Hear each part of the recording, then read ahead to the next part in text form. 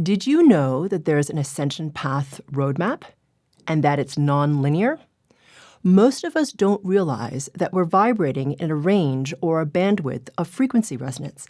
And in that range, the way you perceive challenge, how it feels to you, what you think is possible, what you think is not possible, everything about your perspective is defined by your range of resonance. But if you know what range of resonance you're in, how to navigate the challenge, and what to do to move up to the next range, then you can move up through the ranges into a higher range and along your ascension path. And the crazy thing is, you're not going to go just up, up, up. You're kind of dip back and go up and then dip back and then go further. So it's not necessarily linear.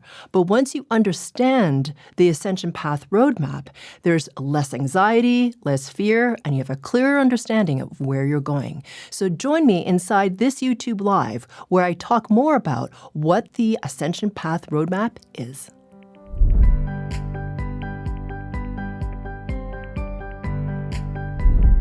Hello, and welcome to Spherical Luminosity's YouTube Live.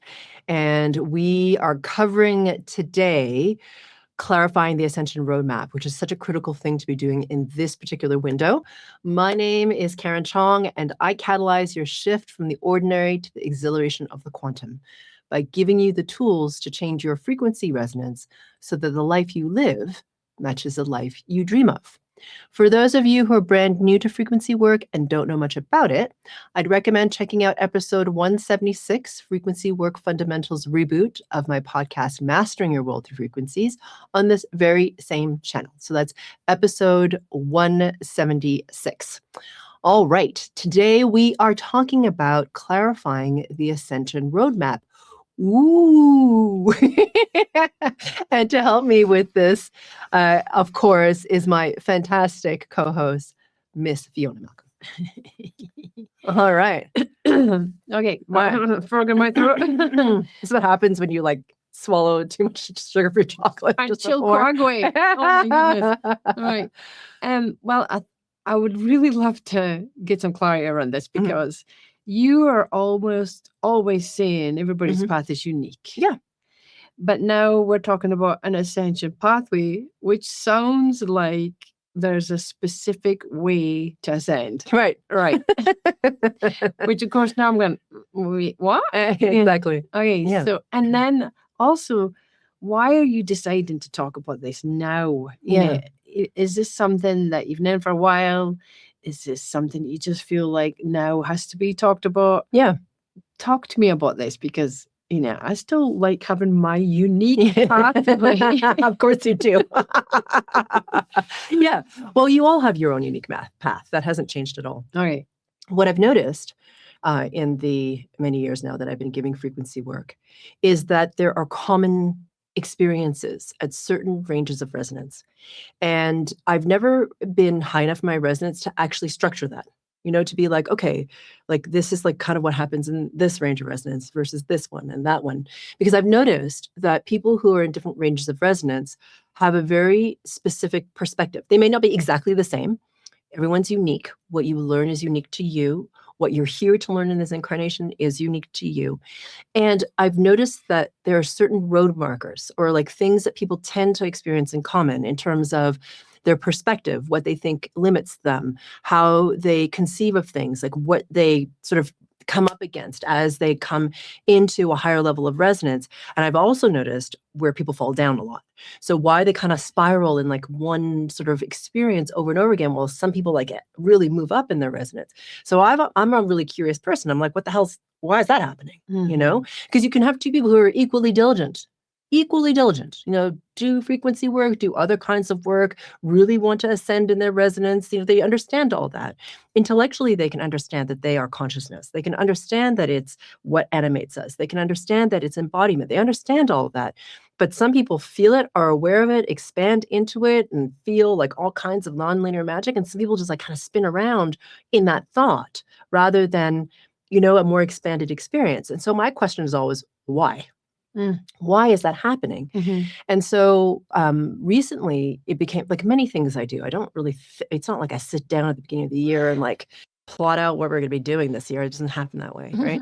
So it's sort of like I'd known, it's kind of been nudging me for a while. You know, it tends to do that. I'm like, okay, well, I still don't know what this is yet.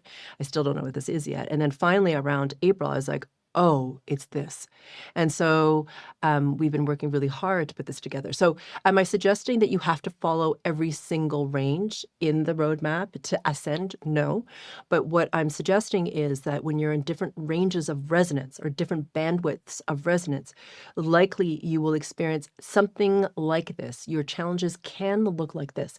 And oftentimes, if you just knew that you were in that range and what to do in that range to move your resonance up, you wouldn't do this so much. You know, like a lot of flailing, a lot of resistance, a lot of thrashing around. You know what I mean? Like that kind of happens where things can feel crunchier than they need to just because you simply don't know. Why are you laughing? What's going on? I have all these questions. Okay. All I was right. being really patient. All right. Okay, go. So, but the main question, first of all, let's not go into in too much detail. Let's talk about what you mean by range first. Yeah. Because there might be some people watching this again. What do you mean range? Yeah. I'm a frequency resonance, and I kind of get the bandwidth thing, but now you're talking about range? Yeah. Right. And then, isn't flailing a bit part of the process? Absolutely. I mean, do we always have to have it like, oh, we're trajectory this way, and we're great, we're doing it really fast and perfecting it. And what? Can we flail? Are we allowed to flail? Yeah. Is there some learning in the flailing? Yeah, absolutely. So there's always learning in the flailing. I think there's always learning in the flailing. And in fact, if you didn't flail, you wouldn't learn because you'd just be like coasting along, right? You'd be like, everything's like, I don't know, bliss and unicorns and whatever. Life would kind of be boring. So the flailing is still really important. But I feel like what can happen sometimes with people is you don't really recognize what range or bandwidth of resonance that you're in. So meaning, like everything is a range, right, of resonance. It's not like it's static. It's not like you're like one single resonance of like 18.26 millihertz or whatever the hell it is, right?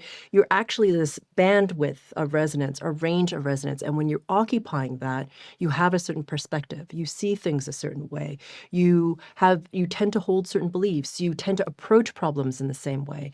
And so it's important, I think, to know where you are because even like you said, the flailing is important, but what can happen is that people can start to go into self-judgment and non-deserving when they flail too hard because they think there's something wrong with me, right? They think, okay, I should be more advanced than this. I should have gotten here by now. Everyone else is experiencing this, and I'm experiencing this crappy state. What the hell's wrong with me? And that just drops your resonance even more.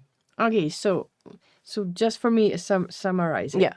The range that you're talking about is like a group of bandwidths that are similar. Yeah. Right. So let's just say I've got a group of 16-year-olds and they tend to be in these bandwidths. So we're going to call this the range of adolescence.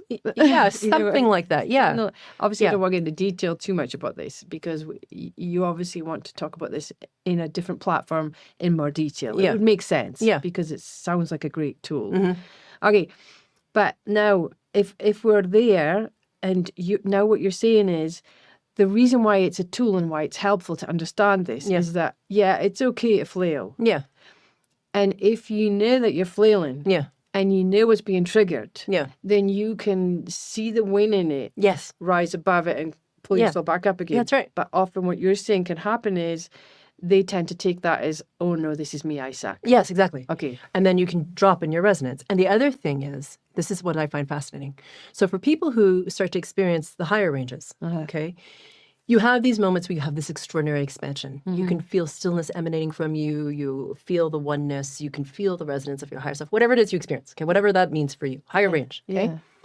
And what can happen is, I find it fascinating because I've done this many times, right? So I'm not saying it's just like everyone else and Karen's excluded from this. But what can happen, I've noticed even in myself, is because you've had that higher level resonating experience, you think you should be at a certain resonance, right? Like now my identity has become, I am more awake, right?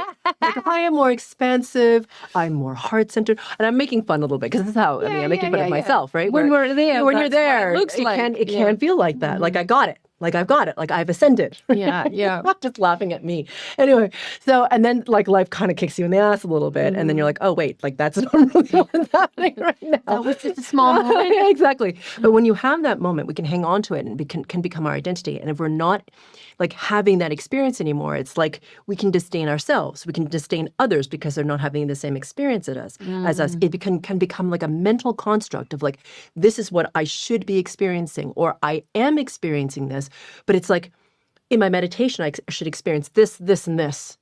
And if I'm not experiencing that, it means that I'm not fill in the blank. Do you see what I'm saying? Right. So you can kind of go into this sort of, at least I did, can go into this sort of like spiritual bypassing, because it's sort of like you're inhabiting an identity as opposed to like, where are you really in this moment, right? Because the thing about these ranges, and getting back to your point about like, aren't we all unique? Yes, and we're fluid.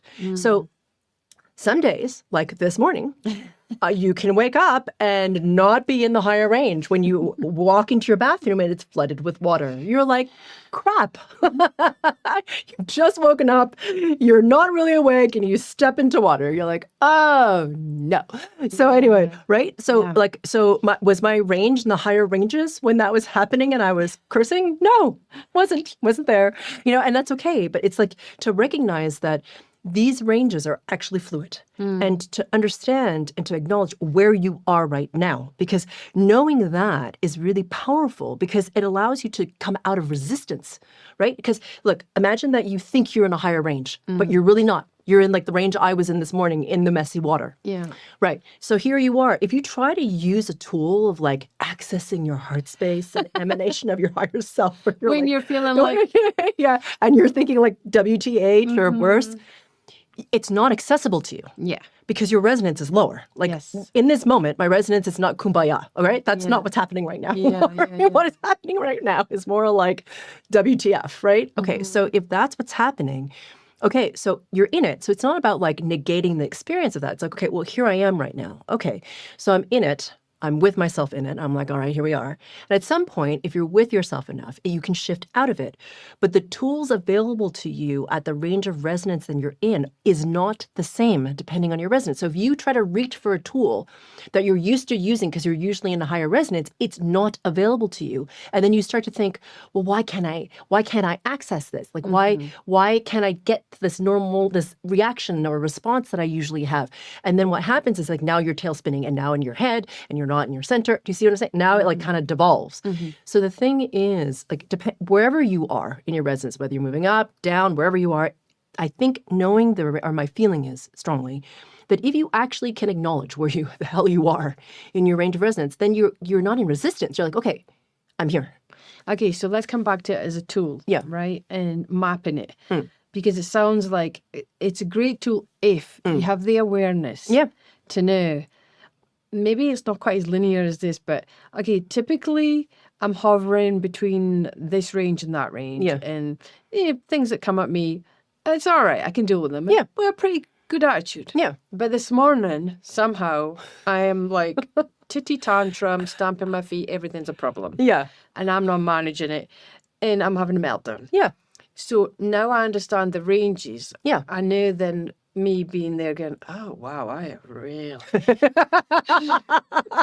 I'm at the bottom of my shoe here, licking the dust. Right. So now you're saying then, if I'm there, if I have that awareness to recognize, I can lean in on that, okay, this is the map. It's a guideline. It's a guideline. Yeah. Right. It's a map of where I'm at. Okay, I can tell now that I've dropped. Yeah. And I know I'm typically here. Yeah. So now I have to access tools. Yes. So this is what you were saying over the last few years, I mean, in particular this year, that you've managed to somehow construct this now? Yeah. Well, it's like, this is always my challenge. Yeah. And it's like, how do you take something that's nonlinear and have it be accessible? Yeah. To our minds that are linear, right? Yeah. And that's how we think. That's how we frame the world. So for whatever reason, so right now in this window of ascension, it's to ascend. Yeah. Yeah? Yeah. I feel like, and like, it's it's like this road. I wish I'd had this roadmap when I started, because then I would be more at ease with myself. I'd be like, okay, well, I'm in the lower range. Okay, well, I mean, here we are. It's today, right? Yeah. And then it's not like fighting so hard to prove to myself that I'm really in the upper ranges. It's Yeah. just like, actually, no, right now I'm not in the upper ranges. Like, that's not what's happening. That's not the experience. So it's like, it also gives you grace. You know what I mean? And it also gives you an idea of where the heck you're going. Because a lot of people will come for an IFC or whatever, and they'll say, well, how far along am I? And I never know how to answer that question. I'm like, well, your expansion is infinite, so I'm not really sure how to answer that question. So let's come back to that question then. So if you're providing this ascension map or pathway, and somebody asks you that question, what do you say then? Now that, let's just say they've had a look at this ascension pathway and they've kind of figured out, maybe I'm there, and they're looking for confirmation. What do you say to that person? I would say to notice where you are and what range you're in that causes you to ask that question, because that question only comes up in certain ranges. I know it sounds funny, but it's true. And I know that because I have asked that question and I know where I was in my range of resonance. Like, I have this really weird, bizarre ability to know whether my resonance is up or down. I just always have. I don't know why. But I know that I'm familiar with that question. I've asked it myself. I know exactly where it comes from. And it comes from being at a certain range of resonance. But I couldn't articulate it before. I'm like, oh, that's why that question is there. It's not that someone's, a lot of people might dismiss it and be like, oh, they're not very advanced. It's not about advanced or not. It's like, what range of resonance are you sitting in right now? And from that range, literally the thoughts in your brain, the emotions you feel, how you think the world works, how reactive you are to it, how empowered you feel is really dictated by your range of resonance. And if you know that, then you're like, wait a minute. That's a key thing. Like, even asking that question, it's not a judgment. It's just like, you tend to be sitting here in this range. And it's not that range sucks. I mean, in order to get to the higher ranges, you probably have to go through the lower ones, And let's talk about that as well. So this ascension path, where are we ascending to? Right? I mean, you hear these labels, you hear these tools, and it's like there's a goal. And now, not everybody, but a lot of people that maybe haven't got the awareness are like, all right, let's go. I'm going to That would have been me. Don't make fun of them. That was me, all right? Oh, I'm pretty sure I was that a lot of times. And even now, in these moments, I catch myself like, am I ever going to get rid of this? Or am I ever going to get there? Or am I ever going to get there? Where there it is. And then when I come back in the center, it's like, where and why? I mean, come on, aren't we always ascending? Yes. If we're open to it. So where and why now? So where we're going is into the remembering of who we truly are as consciousness. Okay. And I say that because I say that. And it was like, yeah. You've been saying that now for years, whatever. Okay. So it's not like a new concept, but you think that concept. You don't know that concept. You know what I mean? You don't know that experience. You don't have it in your field. If you are chasing anything, if you're trying to acquire something outside of you, abundance, impact, love, whatever the hell it is you think you want, there's something there which is driving you that you're not complete, that it's not within your field. When you truly remember who you are as consciousness, it is infinite. So all that stuff that you try to run away from, it's part of you. All that stuff you aspire to, it's part of you. But we don't like that. We're like, nah. When I get there, wherever the there is, there's going to be no bad crap. Okay? It's only going to be amazeballs. And we have a really hard time with this because it's not a concept, this awareness that it's all there. And it's not like you're trying to flee the things that you consider to be bad.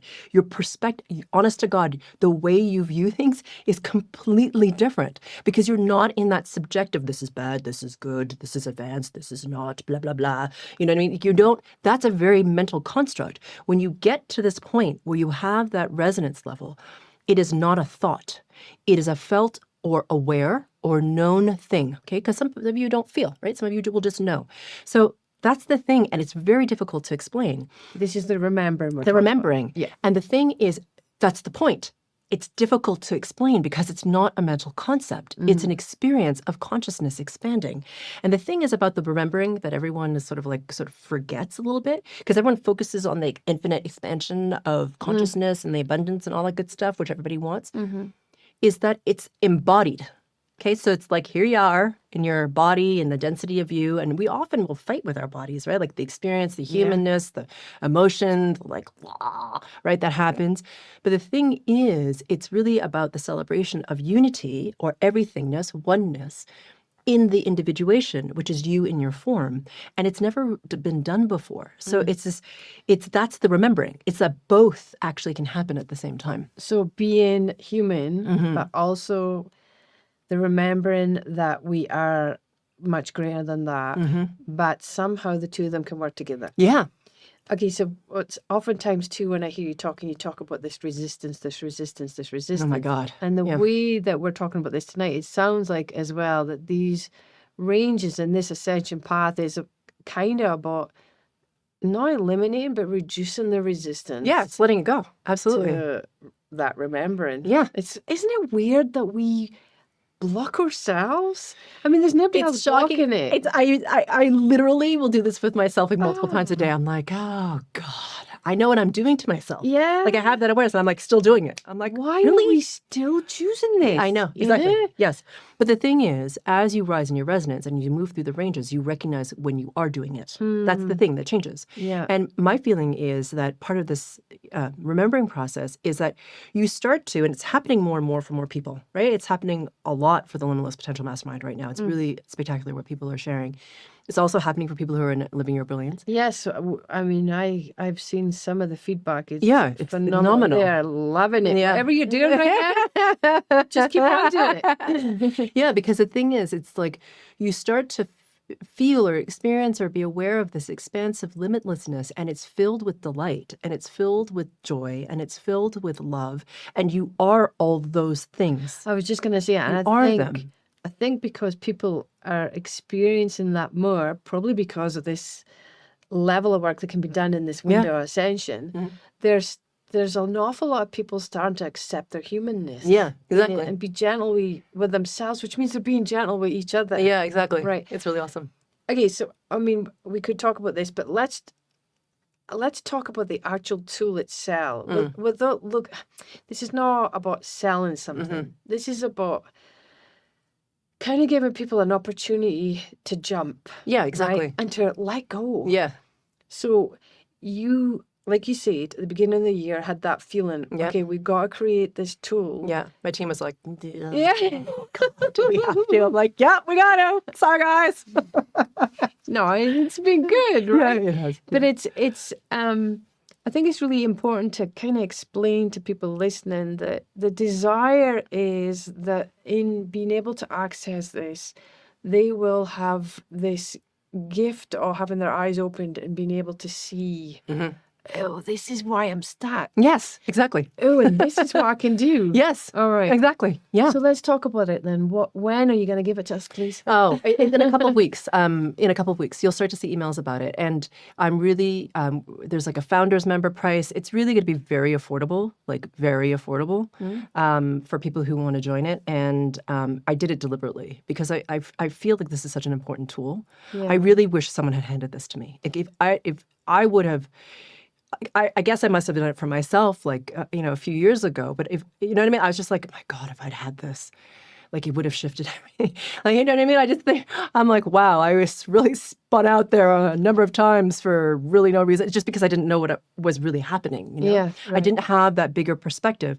I also feel like if you kind of have a sense of where you're going, and I'm not saying it's defined, okay? So just for everyone to know, I'm not defining it for you because that's not my job. You're going to go out and experience it in your own way. But if you even have a sense of what is possible, you're like, oh, okay. Like, I don't really get that yet, but I kind of know where I'm going. So when you have these glimmers of these experiences, which are higher level, you actually recognize them. You're like, wait a minute. She said something about that. I kind of know what this is. Yeah, it's not some random thing. You're not going crazy. You didn't make it up. You're like, oh, I get why that's happening a little bit now. And you can kind of like settle into it and own it also. Yeah. Right. And then you also own where you're like in the titty tantrum and Yeah. you're in a lower resonance and you're like, all right, well, here we're going to go. We're going to put up our big girl pants and recognize where we are. Exactly. Yeah, I want to come back to that because I'm obviously I got a little bit of an insight. And what I did like in particular is the places where you describe what that can feel like. Yeah. Because sometimes I think it's hard for people when something's happening and they don't even know what it is that's happening. Yeah. But if they have indicators, Yeah. oh, that's what this It's helpful. could be. Yeah. You know, Yeah. it can get the person to go, whoa, actually, do I do that? Yeah. Oh, wow, that is what that is. Yeah. Okay, now it's time to let that go. Exactly. Because sometimes you can be in it, we can't see the forest for the trees. Yeah. But if we have some sort of indication, Yeah. And you think that it's only happening to you. So you think you're a Yeah. little bit nuts. That's Yeah, the other yeah, thing that yeah. happens. Or you dismiss it. It's interesting. yeah. Right? You're just like, oh, yeah, that didn't happen or whatever. And I also feel like what's really missing a lot of times too is community. Now, I know for some people, you're like going to roll your eyes. You're like, oh, God. This would have been me. I would have been like, I don't want to talk to anyone. Just give me the thing and I'll learn it and let's go. Right? Like that's what I would have been like a few years ago. But I feel like a lot of people are surrounded by people who don't understand their path. You know what I mean? It's like their family, their close friends, like the people they hang out with. They're like, okay, yeah, I go and meditate over here. Or some people, I've heard people call this work their therapy, like to their partners. They're like, yeah, I'm going for my therapy session now, which is fine. You know, like I'm not judging it. It's cute. And sometimes you just have to because you're like, I don't even know how to freaking explain this to anybody. So whatever, I'll just call it this, right? Because no one understands it. Yeah. But the thing is, I really feel like the element of community is missing, right? So we've introduced that with this offering just because I feel like, look, you don't have to participate. You can just like lurk around like I would have done, right? Or you can be more like you and be like, hey, people, you know what I mean? And so it kind of depends on what you want to do. But I think for a lot of people, it can be, like I said, isolating when you're like, am I the only freaking person who's experiencing this right now? Oh, yeah. I mean, look at me. Every time I'm like, hey, are you feeling this today? Exactly. Please tell me you are. Like this morning? Yeah.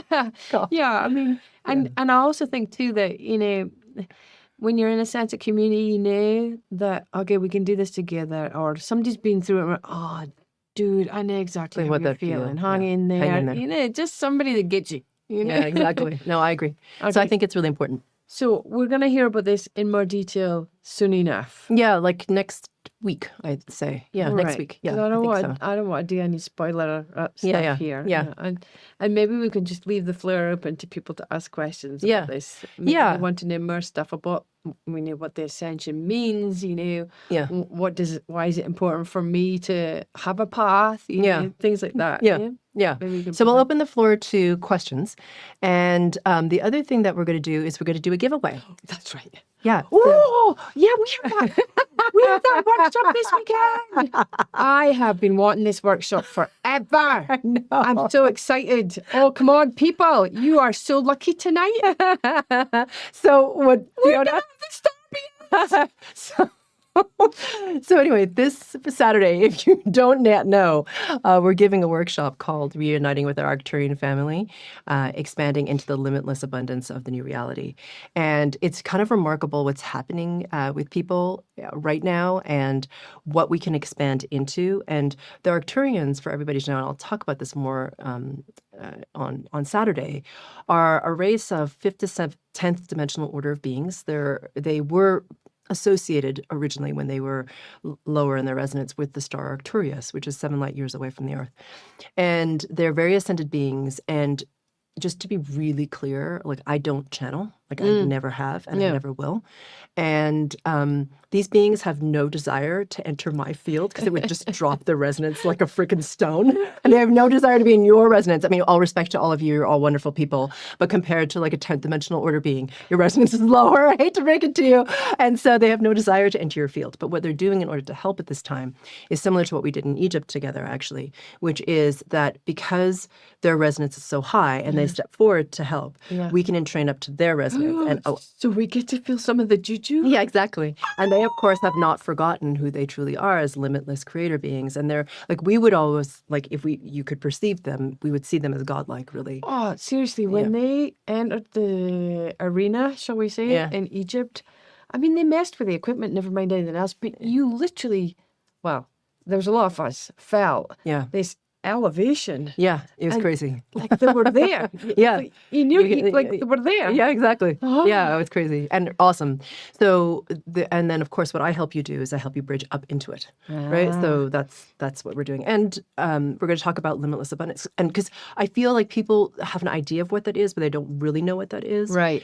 And the new reality is very accessible to us. Like the stories that are coming in right now of like what's happening, it's fascinating. We're already in training to that resonance of the new reality, and they're just going to speed it up. So could you get to where they're taking us on your own? Yes.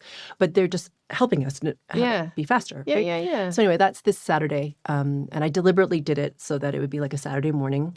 And it's a really awesome price right now for the luminaries, right? If you're on our newsletter list, then you get to be part of that special pricing, which ends this Friday, I think, at 9 p.m. And it's like 80% off. So it's pretty spectacular. And I think that's everything I want to mention. So about what we're going to be giving away is this. So now, just before I get to that, the reason, it's funny to me, like I don't dictate the timing of any of our stuff, right? I really don't. Like I'm like, I don't bloody know. Like I really don't. And then I'm like, it's kind of here, right? And then it starts to escalate. And then I'm like, oh my God, it's like actually one after another. And I don't know why it is, but it is. And so again, the team sometimes is like, oh God, one after the other. Okay. So anyway, but our team is great and they all pull together. But so the reason this is so pivotal together is because when you get into that higher resonance, it's like you've climbed to a mountaintop and you look down at where you are. So the perspective you have is totally different. And your ability to like that resonance that they hold, it's in your field already, but you don't recognize it. You don't know what it is. You're just like, what? I don't even know that it's there. So you already have it in your field. You just have complete lack of awareness that it's there because you can't access it. So what they allow you to do is it's like a little seed, right? It's just like this little anchor point that can start to grow, expand, and deepen as you release your own distortion, as your resonance rises, and it starts to be faster. So in the sense of you helping you, because now you're rising in your resonance, because you're like, oh yeah, I remember that now. Even if it's conscious or unconscious, there's part of you that's aware of that resonance in your field, and now all of a sudden things get a lot faster. That's part of that remembering. Exactly. Yeah. So they help to ignite that, basically. So if you want to be entered into the contest for the Saturday workshop, what are we doing? It's hashtag Arcturian. Hashtag Arcturians, plural. Arcturians. So it's spelled with a C. So Arcturians. And if you want that, just hashtag Arcturians. If you've already bought it and you win, we will, of course, refund you your registration. So anyway, hashtag Arcturians if you want a chance to win registration to that. I kind of want to come back as well to the timing of it. Like you said, oftentimes these things just come in and we have to just run. Yeah. Right. Yes. And Yes, we do. It's fascinating that, this one came up. We knew it was coming up in July. We had that. It's July. We weren't really clear, but, and then next thing, the kind of ascension pathway came in.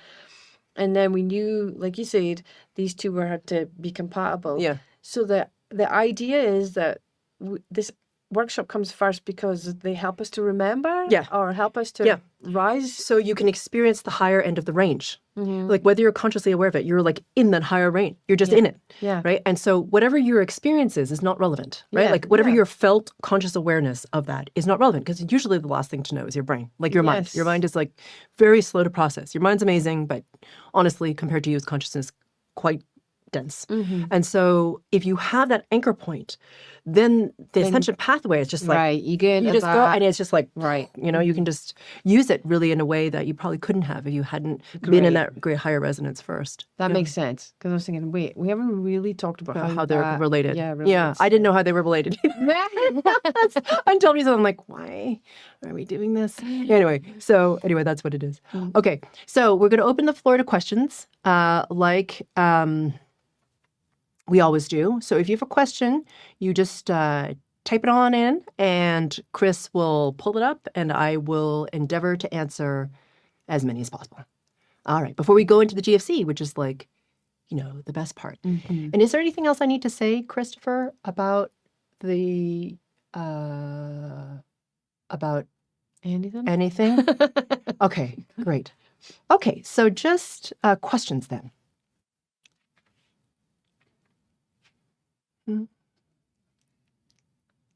No? All right, so this is a very specific question. Let me see. Why do I feel attached to someone even though I haven't seen, talked to them in a while? Yeah, I felt my heart space open with them and can't close it. Okay, so I'm going to make this relevant to everybody because it's a very specific thing for you. So sometimes what's interesting is a lot of people will take that sort of input and think that it means something about the person, right? Like I'm thinking about this person because they're in my field, or maybe they're thinking about me, or that type of thing, or maybe I should reach out to them, or that type of thing. Actually, that's can be the case. It's not like it's not the case. Yep. But often what can happen is because there's something about them that you need to clear, actually. And so there's something that happened in your emotional response to them, in your whatever experience you had of them, whenever you had it, a version of you that you were when you were having that experience that needs to be seen by you and then released. So chances are whatever you have about them is really there for you to be aware of and then to release it. And it's not that your heart space is open and you can't close it. It's that it's in your field and you are meant to see it to release it. So you're trying to kind of do the wrong thing. It's not about like closing your field. It's about why is this here and what is it that I'm supposed to see, be aware of, look at, resolve that I need to release in terms of my patterning. When that happens, then they'll quote unquote disappear. It's because you've associated something with them, really, more than anything else. And it's your higher self's way of like showing you, oh, this needs to be dissolved right now. So that's typically what's happening at this time. Hopefully that's helpful. Yeah. Did you want to say something? If I may, I felt my heart space open with them and can't close it. It's interesting that I always imagine when the heart space opens, it's an amazing feeling. Yeah. So why would I want to close that? Yeah. So it's interesting itself, the question, are we alluding to something else that's happening that we're not hearing? And, well, I think there's also a mistake or an assumption with regards to holding your space and holding your heart space closed. I think there's a lot of confusion around that. Yeah. And the funny thing is, like, your heart space can be completely expanded and hold your space at the same time. Totally. Right? So I think there's this idea that you have to close your heart space. You don't actually. When you get to a certain awareness of your field and your authority within it, you can be very aware of what's in your field and what's not in your field. And things of a lower resonance can come in and have your heart space completely open, actually, and very expanded, actually. So it's more about, I think, your perception of perhaps what your heart space is or what it means to hold your space. And I think, that might be part of the crux of the issue. So, but hopefully my first explanation will help you understand what it is that it's sort of there for as a greater lesson. Questions about food. Okay. That I want to combine into one. Okay. So apparently there's 2 questions about food that Chris wants to combine into one. Great. All right. So I will read them. I have to lean forward because it's a little further away from me. Does drinking alcohol make our ascension more difficult? Is drinking alcohol, even in moderation, a low frequency activity? Okay. And then what was the other one? Does eating or not eating certain foods positively or negatively affect our resonance and frequency? Oh, these are great questions. So with regards to alcohol, I'll address that first because there's a lot of, it's so fascinating to me. There's a lot of like cultural and lineage and to some degree like religious sort of overtones with regards to alcohol or drugs or food, actually, anything you consume, right? There's a lot of like, there's a lot of like conditioning around that. And I'm not suggesting that you should go like imbibe in large amount of drugs or drink a lot of alcohol or eat whatever you want. Okay, so I didn't say that. But there's just notice this is a lot of conditioning around it, right? So that's one thing because it has to do with like excess and like control and lack of control and like what you should and shouldn't do and like what's positive and what's negative. Okay, so I'm just saying that that's all out there. And we can sort of beat ourselves up when we consume fill in the blank that we're not supposed to. And then we can really go into a lot of self-shaming and a lot of self-judgment and a lot of like very negative things with ourselves when we consume things that we quote unquote should not consume. Okay. So just putting that out there as a consideration. Like the 10 million chocolate biscuits that I ate before this. Well, it's funny to me because sometimes, like this morning, I'm a salty person. So like if I'm craving a snack, it's usually a salty thing like cheese or like potato chips or something like that. But this morning because I was in my like flood of water. God, freaking hell. I don't have time for this. I don't have time for this. That was my response. God. Anyway, so I wanted something sweet. I was like, I never want something sweet. Yeah. And I was like, oh, I think I'm in detox right now. Yeah. Because it's like a signal to me. Because I don't, like I said, I don't usually want sugar. That's not my thing. I'm not saying it's not your thing. But like for me, I'd rather go eat a bag of chips, right? But I was like, oh, if I want sugar, that was actually Something my else is trigger. happening. I was like, oh, something else is up. Yeah. Okay. So now to answer your question, both of you. Okay. So is alcohol going to impair your ascension path? Well, what I will say is that different bodies are different. And it depends on how you're drinking alcohol, right? So if you need it for something, or if it's a crutch, or if you need it to relax, or feel at ease with people, or whatever it is, or it's like a treat you give yourself, right? So it's less about the alcohol and more about how you are with it. I think that's a more important thing to pay attention to.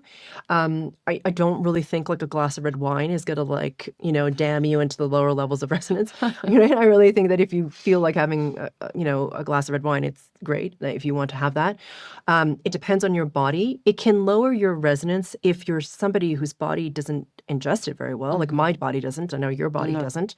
A lot of people feel better and clearer when they're not drinking alcohol.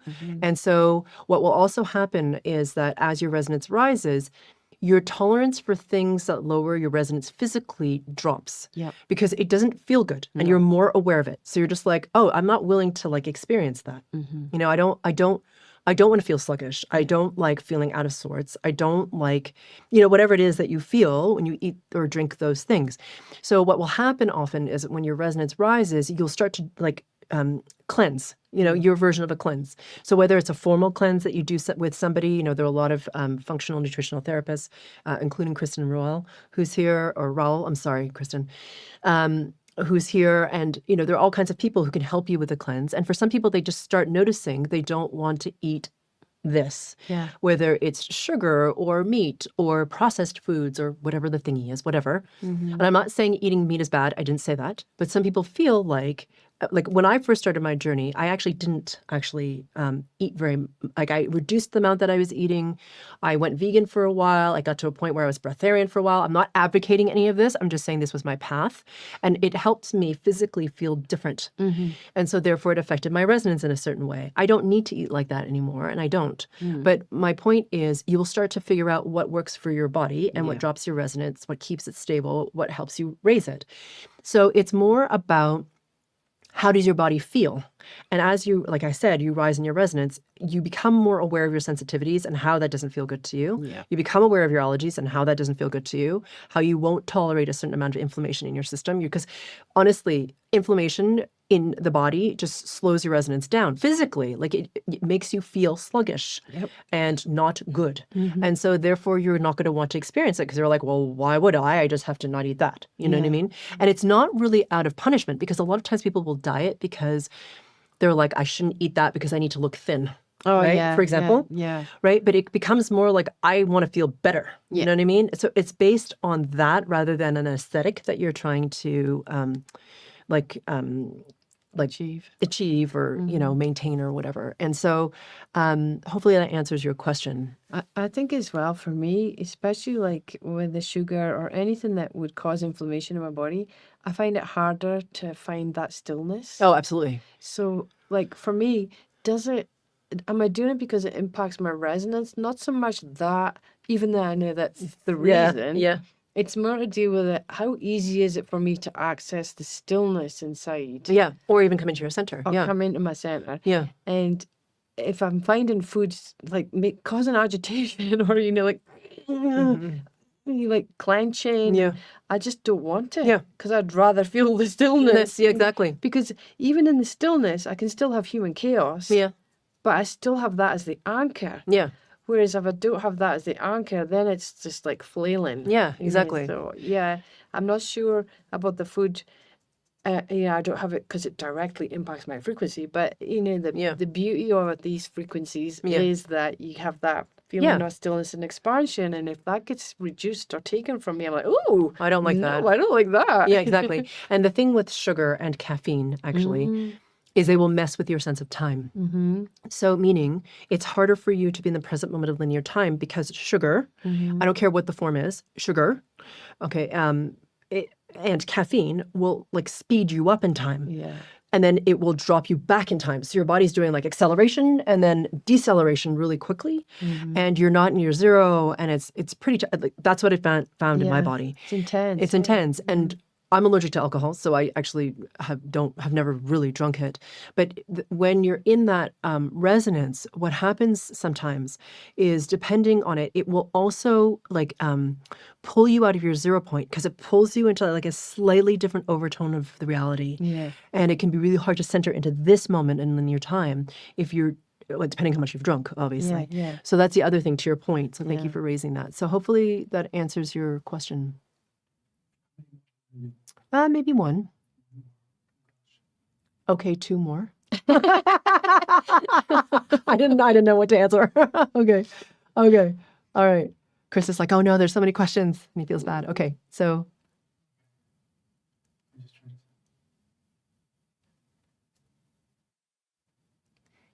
Chris is trying to pick the one that applies to most people, I think is what he's doing. All right. That's a good one. How can we remain heart-centered and discerning in everyday life when fear, stress, and uncertainty tempt us back into the analytical mind? That's a great That's a really great question. question. I love Yeah. this question. You know what range you're in. Yeah. Honestly, if you know what range you're in, you know, and that's why this Ascension Path Roadmap is so powerful, because you'll know what range you're in, and you're like, these tools. Yeah. Because I'm like, use these tools. Yeah. Because the tools meet you where you are. So to answer your question, I love this question, because I would have like spun around trying to figure out the answer to this question. But that's what the Ascension Path Roadmap helps you with, honestly, because you're just like, I'm struggling here. Okay, I know I'm here.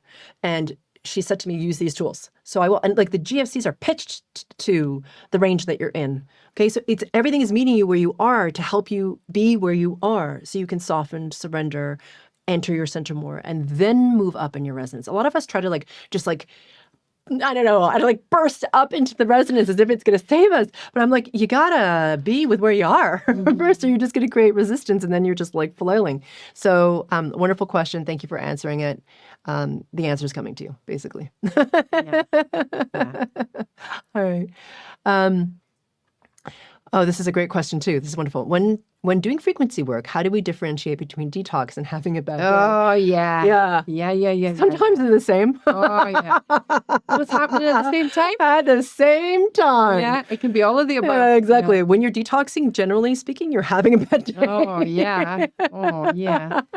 I think there are little clues. Yeah. Right. So, like for me, everybody's different. You do your thing, I do my thing, and I know everybody else does their little thing.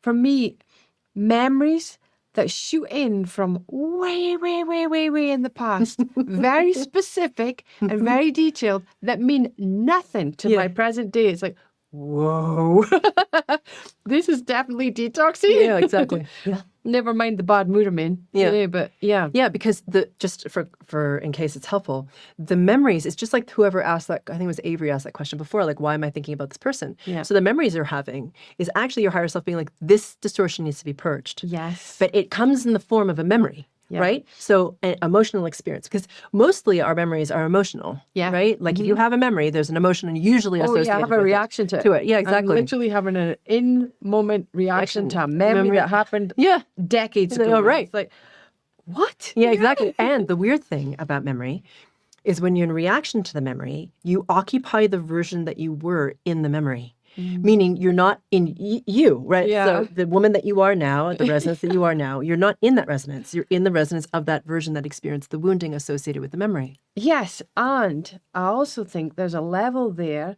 that indicates, you've already said it, I'm just going to say it another way, indicates where, wow, we're still having problems, or we're still dealing with this aspect of me that hasn't quite yet fortified itself. You know, like a self-worth issue. Yeah. And it's fascinating. Yeah, and the thing is, it's not there to be like, you suck, you have a self-worth issue. It's like, You're about to move up, but to do that, you must resolve this. Yeah. So it's here for you to release. And it's so like, I know for a lot of us, when we have that sort of visceral like memory, right? Or whatever it is that you're experiencing, thought, emotion, memory, whatever, we will think like, oh no, I don't want to experience, like it feels bad. You know what I mean? You're just like, this sucks. I don't want to be in this. It freaking is not good at all. And so you try to like jettison out of it. You're like, try to do at least that's what I do. I'm like, Ninja, no. I don't want to deal with this. It sucks, right? But the thing is, your higher self is like, no, it's uncomfortable, so you see it, and you're like, all right, fine, whatever. I'll figure it out. Give me a second. Yeah, exactly. And then, though, what will happen, I feel like, often when you're detoxing, and it depends on the range of resonance you're in. Because if you're in a higher range of resonance, you can notice the detox faster. Yeah. And it doesn't hold you in that lower resonance for long because you realize that there's something for you to release. Like you didn't stay there forever, right? So you're just like, okay, I'm going to help myself. I'm going to go for a walk. I'm going to let myself sit with it. I'm going to like take longer to do things, and that's okay. Yeah. Or whatever you did. Yes. And so, but the thing is, when you get to the higher ranges, and if you drop into a lower range and you're like, okay, I'm detoxing, and now because I'm detoxing, I'm in this lower range, you can actually be in it. Meaning like you're like, okay, because you're not fighting it so much. No. You're like, okay, this freaking sucks, fine, whatever. I'm supposed to learn something from this. All right, get on with it already, right? So there's kind of like that happening. Right. And what will happen is as you use the different tools for the lower ranges, they actually do help. Well, that's what I did today. Yeah. You know, again, I'm lucky if I didn't think. So I knew what some of these tools were. I remembered, I'm like, oh, okay, right. We're going to go walk. Yeah, exactly. You know, Exactly. And then a few other things. Yeah.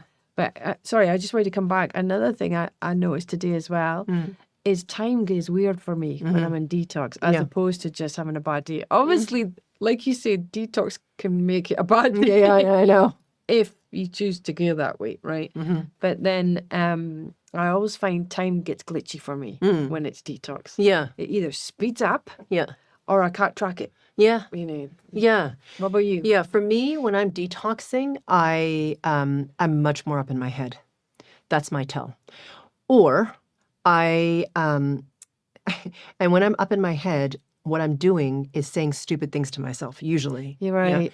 Or I'm trying, or the other thing, my classic maneuver when I'm detoxing is I'm trying to figure things out. Oh, yeah. Like, when is this going to happen? Why is it going to happen this way? And how is it going to happen? happen? God. Like, when I start asking myself, how is this going to happen? Like, what it has to, and I'm just like, as soon as I hear myself, or if I say should, that's another mind pattern, like a thought pattern I have. Yeah, like it should be like this, or I should be like, I'm like, oh God, right? So then I know that I'm in detox. So for me, my detox is like mental agitation. And I don't usually, this is going to sound really probably annoying depending what range you're in, but I don't like often, like when I'm in the occupying the higher ranges, I don't think like, unless I'm putting my mind to something, right? Yeah, so a task. Yeah, exactly. So if I have to write this email, then obviously I'm thinking because I'm writing the email. Yeah. But I'm not like randomly associating with things, right? Yeah. But when I'm in detox, it's harder for me to just be in the task. Do you know where my mind is like at ease? It's focused. It's like in the moment. Yeah. It's thinking about like, I'm really distracted. You know, what can I learn about the newest Odyssey film or whatever it is, right? What can I look at on my phone? Which I don't typically do. So if I'm looking at my phone, I'm like, oh, good Lord, here we are, you know, because I'm agitated in my mind. Right. So those are all different examples of being agitated in my mind. And I don't want to sit still. So I'm just like, you know, I'm like busying myself with, I don't know, like rearranging my like bathroom cabinet or whatever the hell it is, right? Yeah, or whatever I'm doing. And so that's how I usually know that it's detox. And so for me, because if it's just, I don't know if it's a bad day without being, I don't know. For me, if it's a bad day without, I guess it's a bad day without being detoxy. I think the difference for me, when it's just a bad day, I'm still inside. That's true. You know, Yeah. Oh, God. That's not what I want to happen. Yes, exactly. Oh, well, let's just have a cuppa. Yeah, exactly. You know, you're more soft. You're softer inside. Yeah. That's what it is. So it's just like, oh, things aren't going well. But instead of fighting it, you're just like, okay. Right. Yeah. Okay. Well, I guess that's happening. Yeah. You know, and so you're having to like, that's exactly right. You're having like, but you can pivot around it because it's not affecting you internally. Exactly. Where when you're detoxing, it's like freaking internal. God, everything is. Oh, good Lord. And there's this word that Bea has. It's very Scottish. She calls it tetchy, I Yeah. think, tetchy, Tetchy. which just means cranky Yeah. as all heck, basically. and so there are days where you're just really cranky, and that is definitely a detox sign. So hopefully it's helpful. All right, and then there was one other question. Did you want me to answer that question? Is that why you had that there? Yeah. How does grief affect our ascension? And you can make it more general. Okay. So how does grief or like negative emotions, I guess, affect our ascension? Depends how long you're in it for. And if you start to attach to it as a form of identity, meaning if you have lost something, so backing up, in this time period right now, there's a lot of death and there's a lot of dissolution. It's just happening, okay? And often the death will be sudden or unexpected. It's happening for young people. It's happening for old people. It's happening for everybody in between. And so there's a lot of death happening right now. And so understandably, there's a lot of grief because for humans, death is like really heavy. Of course it is. It's part of the human experience. And I'm not suggesting you don't grieve, of course, grief.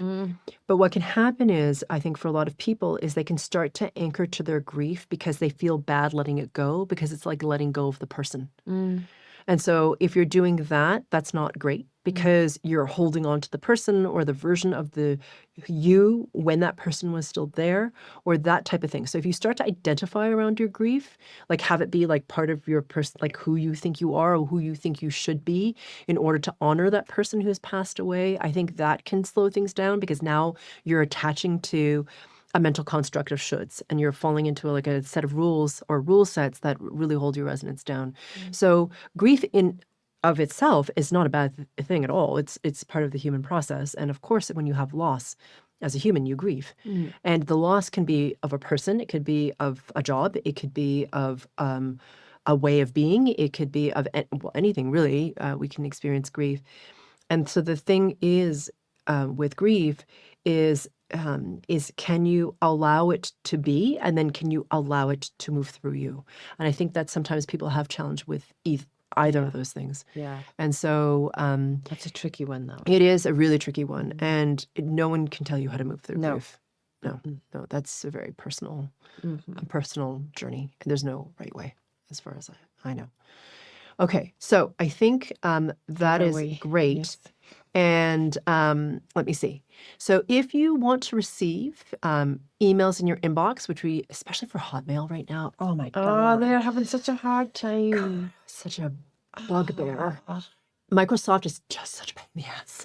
Okay, with emails. But anyway, so because they're really restrictive over the emails that come in, even if you have told us that you want your emails, our emails, even if you have put us on your safe sender list, they're just a pain in the ass. But anyway, but if you want our emails in your inbox about the new podcast releases, which, always include a free frequency calibration when I go live for these YouTube lives, or get the special, amazing, only luminary, like you only get the special pricing for the Arcturians if you're a luminary.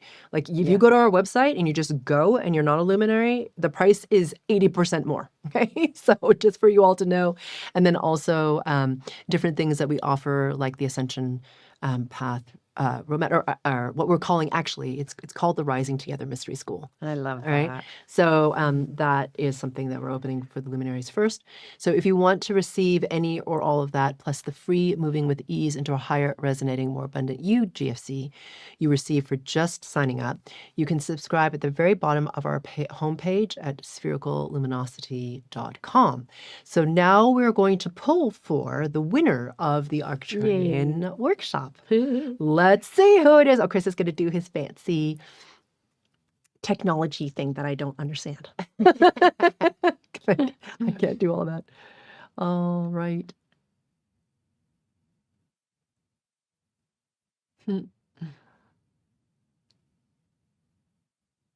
Okay. Are we going? Oh, it's Arcturians. Phew! Here we go. do. Who's love gonna watching be? Yeah. Girl! right, Gail, you are the winner of the Arcturian workshop. Yeah, I think we should do 2. I'm with you, Chris. I think we should do 2. We're doing 2. Okay, all right, all right. We're doing 2. We're doing a second one, apparently. All right, who is it? Who is it? Yolanda. Wow. Yolanda Aguirre. All right, Yolanda. And who's the other one? Gail. Gail.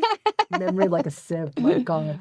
If whoever the winners are, if you can write into info@sphericalluminosity.com, they will hook you up with either a refund or registration for the Arcturian workshop for this Saturday. And if you can't attend live, you will get access to the replays, which I already know will be powerful. So that is that. Okay, so now, congratulations to our lucky winners. And twisting my arm for 2 lucky winners, you can thank Chris and Fiona. Yeah, exactly. Okay. So now what we're going to be doing for the GFC. Oh, yes. Yeah, what are you going to do? We have talked about the Ascension path. We have talked about awareness. We have talked about, knowing what range you're in will be helpful for you to remember, Yeah. to lower that resistance. And then we've also talked about this Arcturian workshop. Yeah. Is there something in this GFC that can help us to maybe lower the resistance? Or... Yeah. So it's funny that you mentioned all that because it's so weird. We're funny as people, and this happens before every retreat. Yeah. Like what can happen is that we resist the ascension. Yeah. Like we're just like, nah, your ego mind, the version of you is like, no, we're quite happy right about here. And the rest of you is like, no, we're trying to move forward. And it's so funny because like people even coming to our retreats sometimes have a hell of a time getting there. Yeah. They have flight delays. They have all this stuff come up, like things appear in their life. And you're just like, what is going on? And it's funny because you're creating that your own resistance, even though you're like, well, I don't even understand why I have that resistance. I want the outcome. Yeah. But there is that resistance. So what we're going to be doing today in terms of the GFC, even though it sounds counterintuitive, has to do with recognizing and releasing the resistance to acceleration or self-acceleration, I should say. Nice. Yeah, so we're opening the way. Whoa. All right, guys. So that's what the GFC is going to be on. This is where the magic is. Get the jetpack on. Exactly, because the talking is wonderful. Yeah. But without the GFC, well, It's empty words. yeah, it's empty words. It's just intellectual. Yeah, exactly. All right. So Chris is going to go into blank screen so you don't see his butt as he puts on, he's clothed. Right? It's just that, he has to face, he has to face me, which means his butt is visible to the camera. He's woolly knickers on. Yeah. So I'll just be a moment. He's going to mic me up so that you guys can get a better audio quality for GFC, and we will start right when we get back. All right, guys, we are back. So the resistance to self-acceleration, whether you do these workshops or you don't, we are in a window of ascension.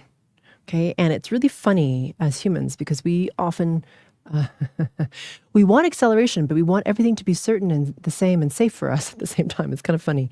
And I'm not making fun of anyone else. It's just that I do this. We all do this, right? We can want what we think we want in terms of the acceleration, but yet we don't like being in discomfort. We don't like uncertainty. We don't like the unknown. We don't like it. We're like, no, I need to know exactly how it's all going to work and what it's going to look like and all that stuff. And I totally get it. So we can be in this resistance. So this has to do with resistance to self-acceleration, whatever form it takes. So if you're in the workshop or you take a look at the Rising Together Mystery School and you're like, that's for me, great. Even if you're just accelerating in this time of the window of ascension, great. It applies to you no matter what. If you're alive right now, it applies to you. Okay. So, all right, here we go. Let's get going. Let's rise together. Settling in. Becoming aware of your body, please.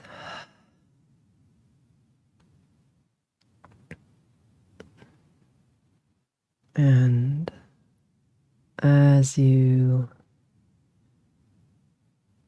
become aware of your body, allowing yourself to soften.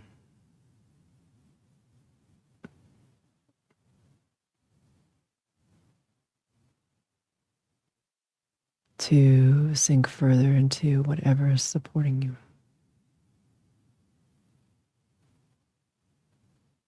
To allow your body to come into more ease.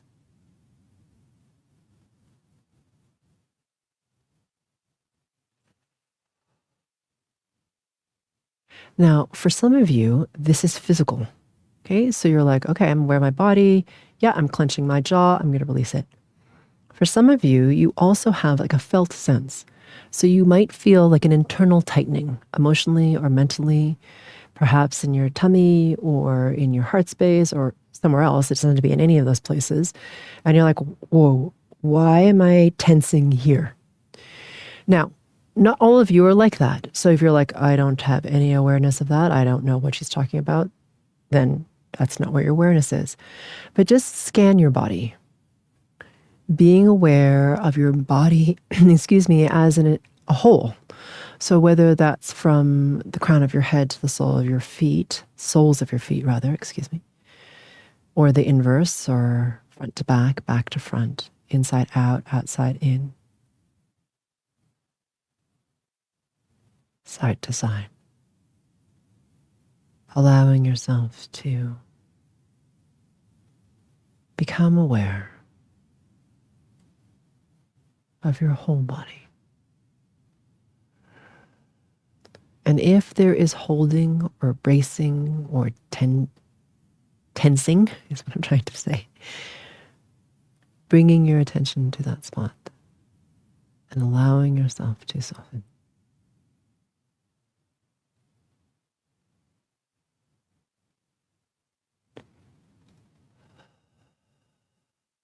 There we go.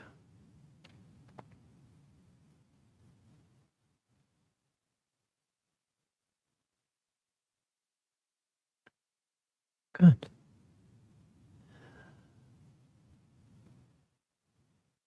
Bringing your awareness now, please, to your heart space and right in the center of your pineal gland. That sphere right in the center of your brain, the size of an eyeball. And right at the base of your groin, please. All right. In order to release any kind of resistance, it's way easier if you're A, in coherence, and B, in your center. Difficult to be in your center if you're out of coherence. It's really hard. Okay, so hang on a second. Now, you might think to yourself, well, how did I come out of coherence? I mean, I didn't do anything. Yeah, I mean, when you're going through the amount of change that's happening to everyone on this planet, whether you're aware of it or not, hard to stay in coherence unless you're very practiced at staying in your center. And sometimes you just need help. We all do. So allowing yourself to soften into that heart space, aware of that pineal gland, aware of the base of your groin. Here we go.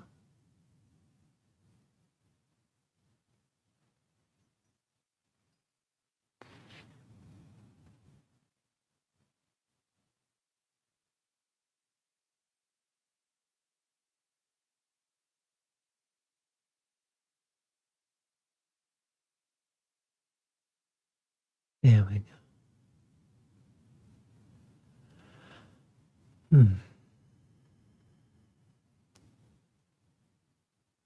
So now, bringing your attention into the center of your solar plexus, you might feel more relaxed, perhaps a little sleepy.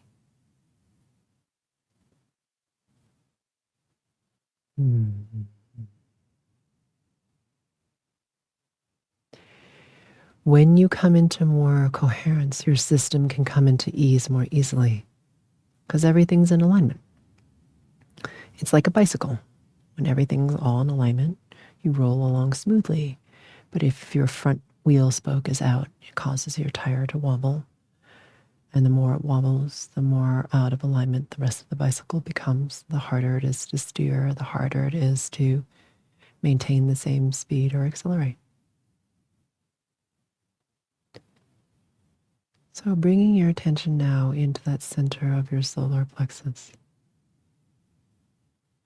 Let's now move into the 0 point of space and time. So right here in that center of your solar plexus, which, by the way, your solar plexus, if you don't know, it's between your belly button and the base of your sternum, which is that big, thick bone in the center of your chest, where your ribs meet in front of your body.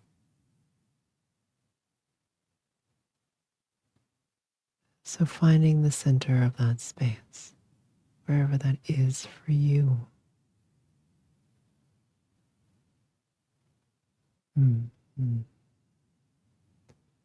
Bringing you into even greater alignment with time and space.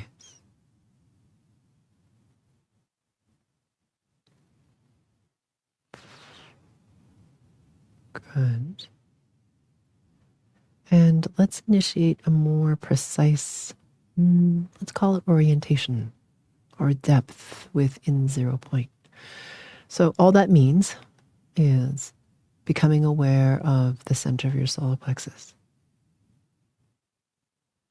And becoming aware, please, of the distance between the ceiling and the center of your solar plexus. So if you can't feel that, imagining that you could stretch your arm up to grab the ceiling and drag it towards the center of your solar plexus. And then you would have a sense of the distance between the ceiling and the center of your solar plexus.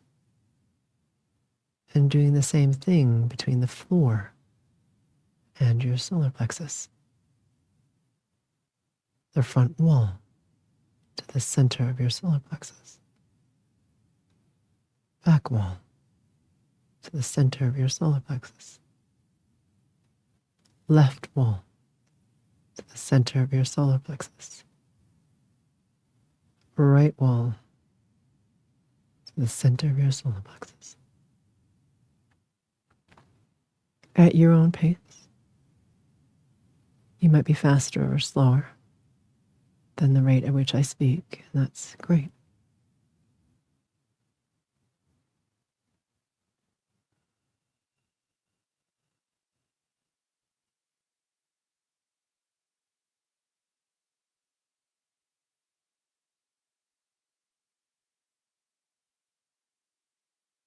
Good. Pulling us further into this quantum structure, this 0 point of space and time. There we go. So the reason for this, dropping further into the 0 point, is it will make you feel more centered, more able to enter stillness, to be more in the present moment and expand up into the eternal now.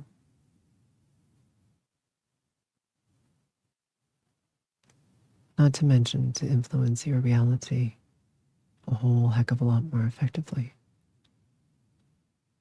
There we go. Just feels better too. There we go. Good. And now bringing your attention, please, to your heart space. Right in the center of your chest and your nipple line. Asking yourself the question, please. How can I become even more aware that I am source intelligence in form?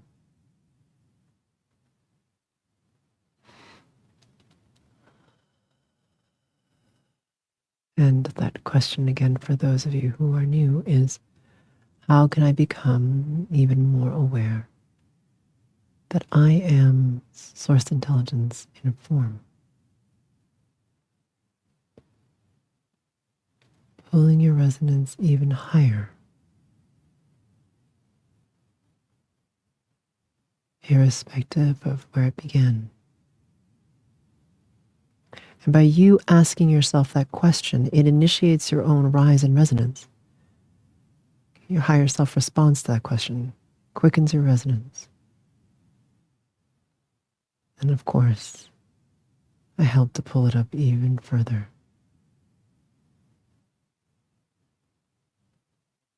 And if you haven't already, Please imagine, sense, feel, become aware of a brilliance deep within that starts to become brighter, stronger, expanding out through the heart space in all directions, through all the physical layers of you, including all your cells, all the spaces between your cells, and out through the pores of your skin,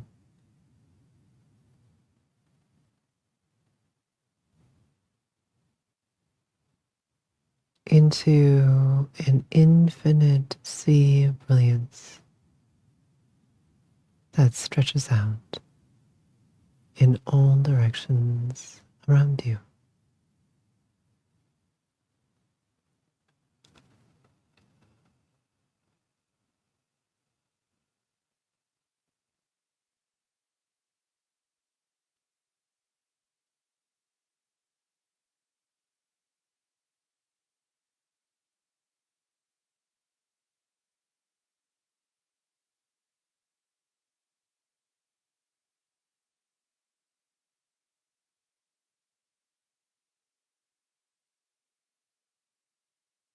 Brilliance infinitely within. Brilliance infinitely around you.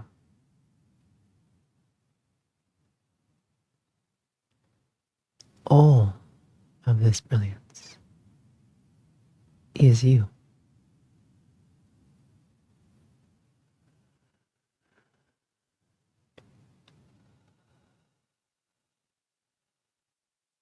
Good. All right. So now bringing your attention, please, to the front of your throat, your heart space, and right in the center of your solar plexus, please. Right. This has to do with attachment to your identity, to the version of you that you currently occupy. You know it. You might hate it, actually. You might be impatient with it.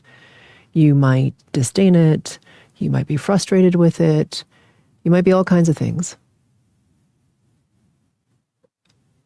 But you know it, and it's comfortable because it is known. When you truly allow yourself to accelerate in your resonance, you have no idea the version of you that you will occupy. Not really. You can think you will, but if you're thinking it, you're not really in a new version. So let's release this. Okay, now this is a slippery little sucker. We often don't even realize that we're hanging on to our attachment to who we are, and how it can look is you're attached to your story of your trauma, your wounding, who you think you are, the way things should be, how you should be, where you should be in terms of your advancement, your experience of life, abundance, whatever. Those are just a short list of examples. So let's release, this attachment, because this, man, it's like a 3-ton anchor in terms of your resonance. And we hang on to it like for dear life sometimes. So keeping your attention in this spot, allowing yourself to soften, to drop, to fly, to melt, dissolve into your heart space.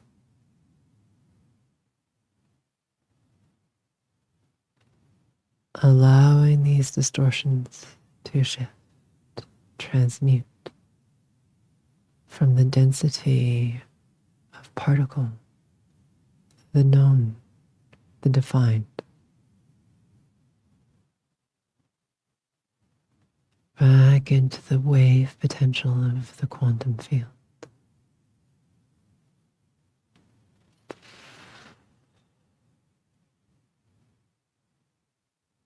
Mm-hmm. And then allowing it to release and lift out of your body, out of your field.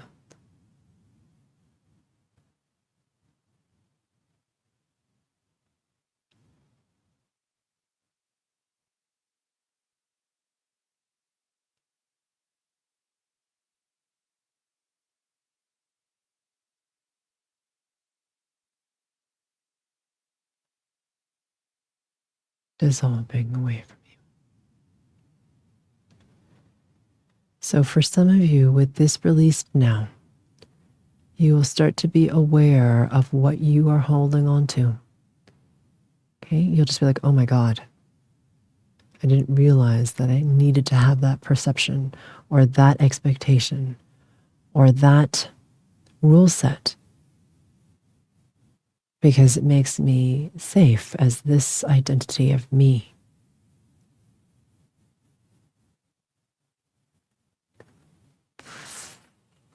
There we go. Mm-hmm. Good.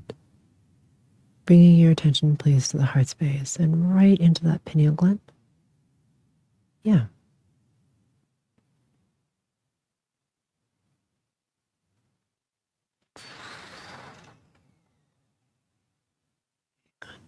And also right in the center of your solar plexus, please.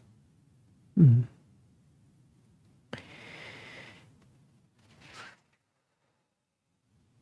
So oftentimes we will go into resistance of a big jump, of self-acceleration. And that resistance can show up as thoughts in terms of, well, if I do this, am I going to lose something? My relationships, how I am in relationships, how I appear, how efficient I am, how productive I can be, whatever. Okay? However it shows up for you. This is just like an example for you to have a sense of things. Okay. So we go into this contraction of worry or stress or fear around loss. We're like, uh-oh, if I jump really in my resonance, what if? And the what if is usually negative. It's not like, what if this amazing thing happens? It's usually, what if something bad happens? Okay? It's usually around loss. And, okay, hang on a second. So we're going to release this fear of loss. And now your mind will think all kinds of things, right? It's not necessarily true just because your brain thinks it.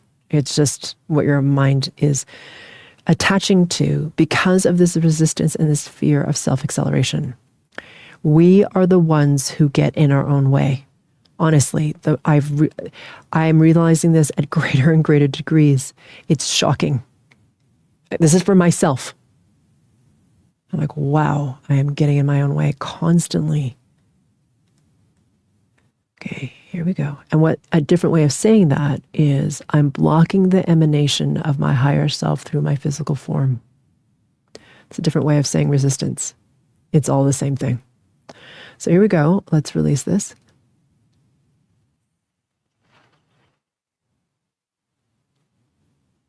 There we go. Softening, please. Allowing this to dissolve, disintegrate out of our field, out of our body.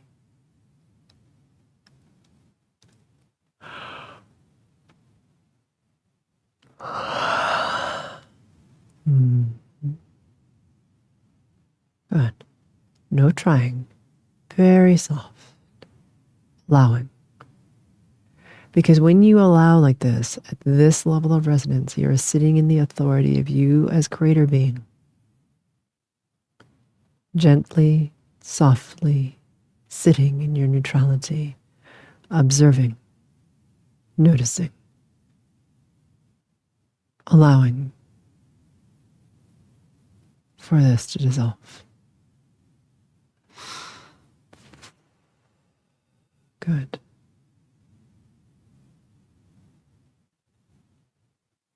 Really nice.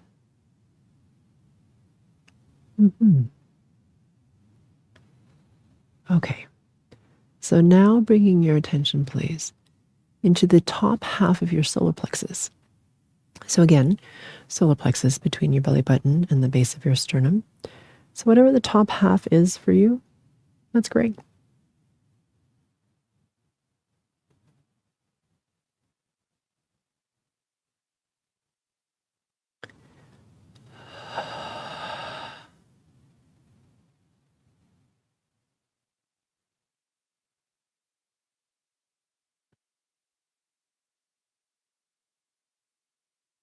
So it's funny, when we're trying to achieve something, whatever the thing is, okay, more love, better job, more abundance, more time, more awakening, more inspiration, whatever the thing is.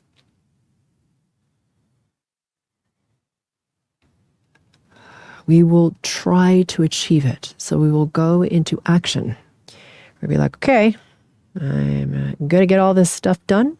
We're going to check it off and we will achieve things. But actually, in order to have the most self-acceleration, it is actually about softening first. It is about coming into a greater degree of surrender with what is, which means not passive, just sitting there, but to be able to sit with, to acknowledge, to accept, to allow what is in this moment. And the more deeply you can do this, and let's say the more quickly you can realize, wait a minute, I'm in resistance and I need to allow myself to soften. The resistance dissipates way faster, which means you're not amplifying what you don't want. It means you're allowing what is, and shockingly, contrary to all expectation, in that surrender, your resonance will buoy upwards. I know it's counterintuitive, and we'll do all kinds of things to brace against this, to resist it, to hold against it, to pretend it's not there.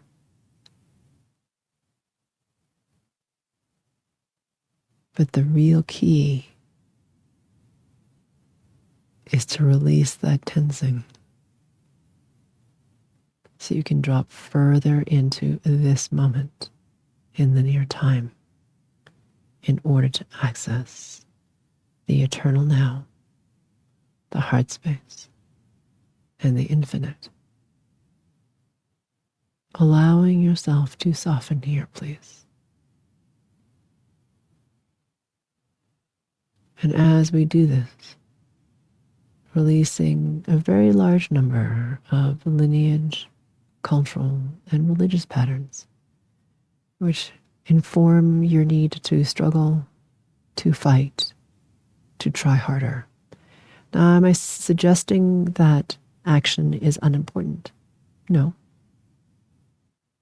not at all. And surrender first. This is your first quote-unquote action.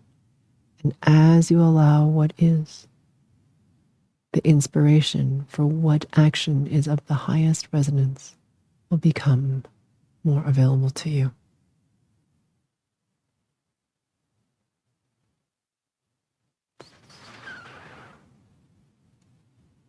Good. Imagining, sensing, feeling, please. These waves of a very brilliant black, the blackness of the void, washing through your field, through your body. And as they wash through, your distortion dissolving within that brilliant blackness.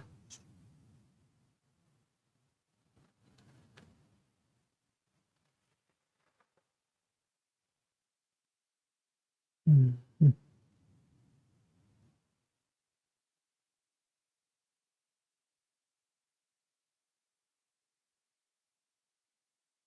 Good. Bringing your attention, please, now to the lower back half of your brain, in that entire solar plexus and in the lower belly. So when we're in the resistance to our own self-acceleration, oddly, what will happen is we will think a lot. So you'll be up in the resonance of the mind. Okay, like, what am I expecting to get out of this self-acceleration? What will it look like? How will I get there? What will it mean? All these things, which are questions of the mind. How do I have more connection? How do I, all that sort of stuff. I get the questions. But the more you hang on to your questioning, the less you're able to actually just allow yourself to be in the experience and allow yourself to drop away from the mind and into the resonance of the heart. The questions are just busy. And believe me, I had a lot of questions, so I understand them. But the more you're spinning around here in your questions, and the more you need to have these answered, the harder it is for you to have self-acceleration because you have all these questions every step of the way. But if you go into more surrender, allowing yourself to be in the unknown, you're like, I don't know what the hell's happening. I'll discover it.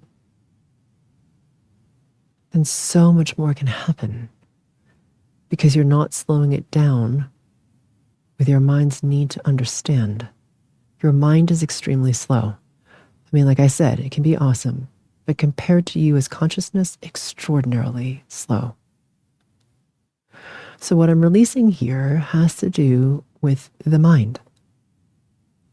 Its need to have certainty. The thinking it preoccupies itself with. The resistance to being in the unknown, where you're not sure what the answer is, and perhaps not even what the question is.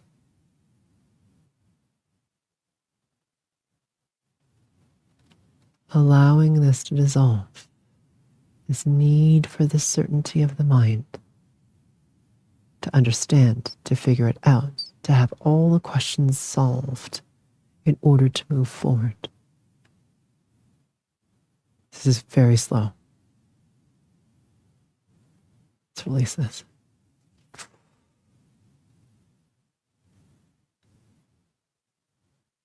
Mm-hmm.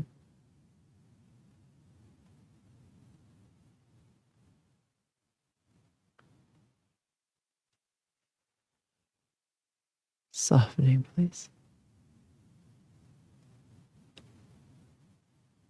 Allowing yourself to drop or fall or melt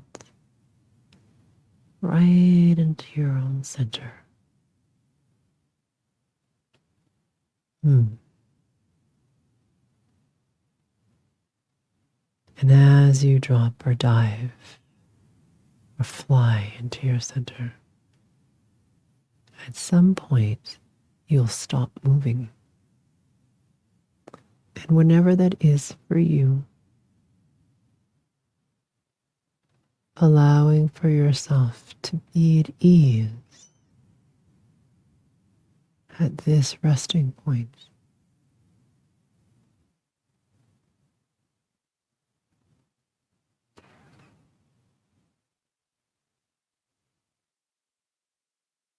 Mm-hmm.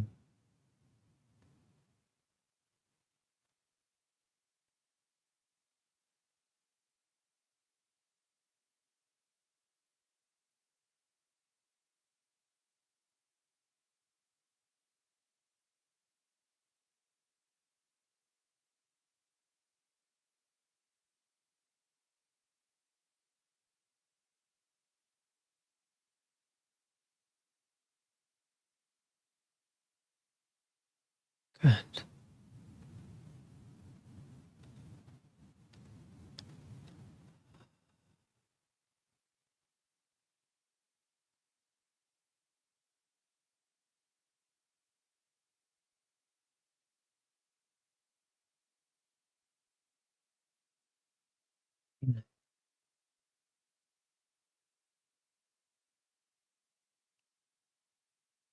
Mm.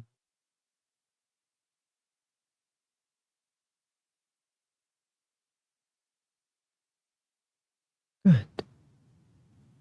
Bringing your attention to your heart space, please.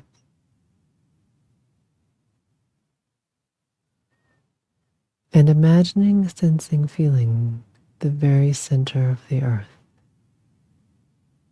of Mother Earth. And now, if you can imagine journeying or dropping or moving through the layers of the earth to right outside of the core of the earth, allowing yourself to hover here for a moment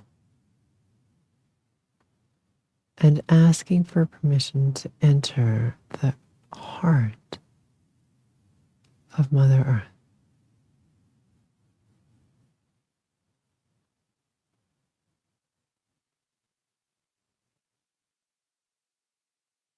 And as you enter the very center, the heart of Mother Earth,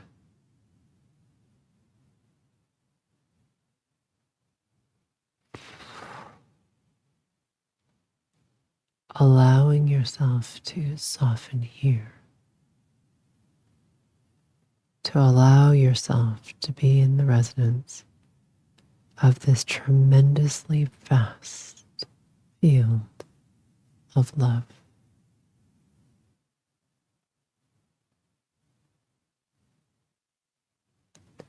This is the consciousness that created all of the waters and the animals and the crystals, the plants, all this incredible, diverse, beautiful form known as the earth.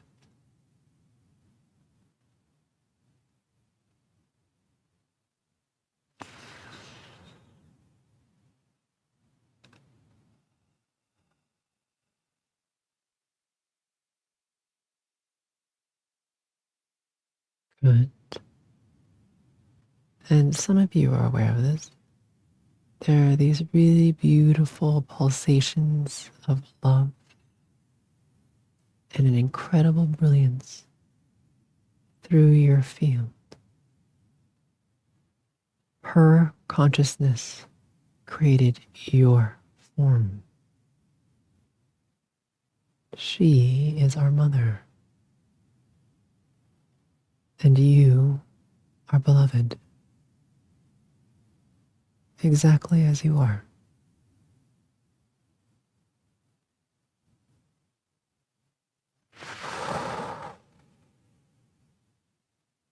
Good.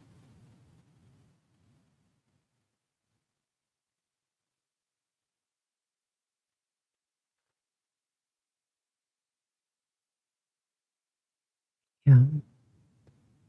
And now imagining yourself journeying back through the layers of the earth into an awareness of your body and the space that you're in. Mm-hmm.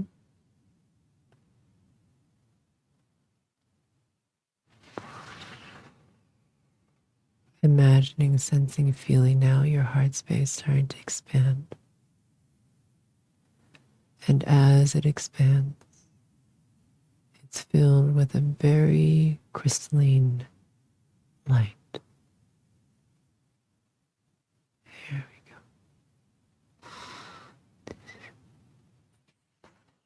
Your heart field becomes so big.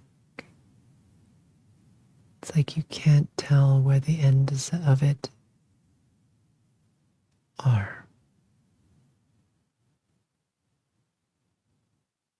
Good. Bringing your attention now, please, right to that xiphoid process. Right at the base of your sternum, and about 3 inches or 7 centimeters just beneath it, in a straight line towards your belly button, clearing out your pain body.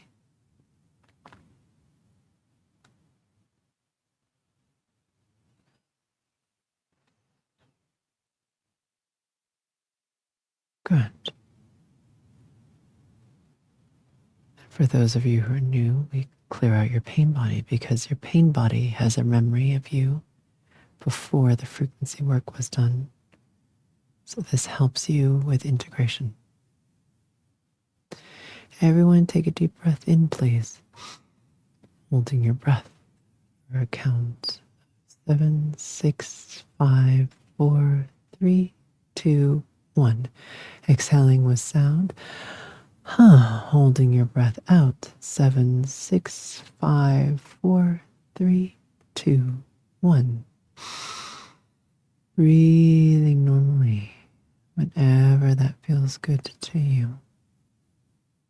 I recommend being in this resonance for at least 3 to 5 minutes.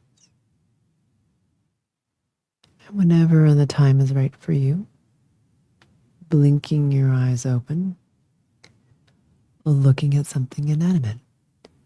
And if you've enjoyed this YouTube Live, please help me out by hitting the like button and leaving a comment after the YouTube Live ends. It helps me get our content out to more people who need it. Thank you, and I look forward to seeing you again, however our paths cross next. Let's rise together. Bye for now.